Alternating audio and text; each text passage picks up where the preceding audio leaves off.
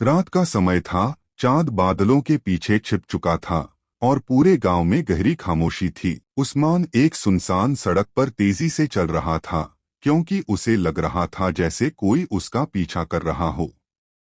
वह एक वीरान इलाके में अपने दोस्त के घर से वापस आ रहा था, जहां अक्सर लोगों ने अजीबोगरीब साए देखने का दावा किया था। उस्मान ने कदमों की आहट सुनी। वह पलटकर देखना चाहता था, लेकिन डर से उसका शरीर सुन्न हो गया। उसके पसीने छूटने लगे और दिल तेजी से धड़कने लगा। अचानक उसके कंधे पर किसी का हाथ महसूस हुआ। वह चीखकर पीछे हटा, मगर वहां कोई नहीं था, सिर्फ हवा का एक ठंडा झोंका था। वह और तेजी से चलने लगा, लेकिन जैसे जैसे वह आगे बढ़ रहा था, उसे ऐसा लगने लगा जैसे रास्ता लंबा होता जा रहा है। पेड़ काले साए की तरह झुकने लगे और हर तरफ सरगोशियां गूंजने लगीं।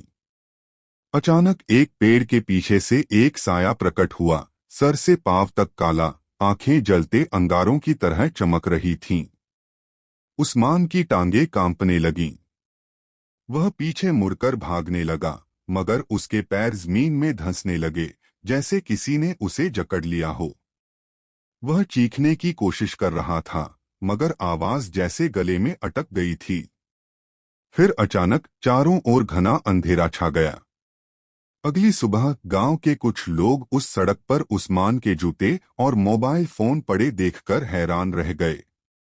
फोन की स्क्रीन पर आखिरी संदेश था, यह साया मेरा नहीं, तुम सबका इंतजार कर रहा है। उसी रात गांव में एक और व्यक्ति लापता हो गया। कुछ लोगों ने दावा किया कि उन्होंने पेड़ों के पीछे एक साया देखा, जो सरगोशियों में कुछ कह रहा था। अब गांव के लोग रात को उस सड़क से गुजरने से डरने लगे थे। कुछ दिन बाद एक बुजुर्ग महिला ने गांव के बुजुर्गों को बताया कि यह जगह पहले एक पुराना कब्रिस्तान थी, जहां एक ऐसे व्यक्ति को दफन किया गया था जिसे उसके गांव वालों ने धोखा देकर मार डाला था। उसकी आत्मा अब हर उस व्यक्ति का इंतजार कर रही थी जो रात के समय वहां से गुजरे। गांव के लोग डर गए, लेकिन अब कुछ नहीं हो सकता था। उस्मान की गुमशुदगी का रहस्य कभी सुलझ नहीं सका, और वह भूतिया साया हर रात किसी नए शिकार की तलाश में रहता।